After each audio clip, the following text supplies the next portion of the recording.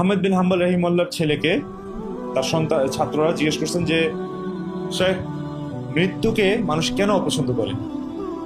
মানুষ কেন মৃত্যুকে অপছন্দ করে?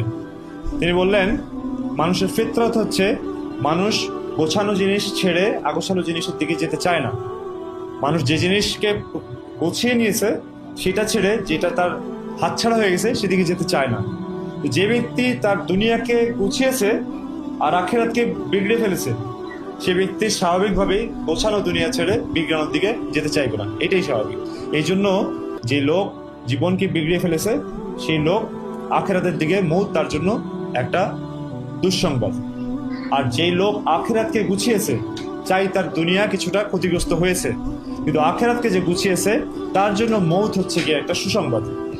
কারণ এই মৌতের পরেই তো সে পুরস্কার পাবে, এবং এই মৌতের পরেই তো সে আল্লাহ তাআলার সাথে সাক্ষাৎ হবে, যার জন্য সে ইবাদতটা করেছে। তো এই জন্য মৌত তার জন্য একটা সুসংবাদ।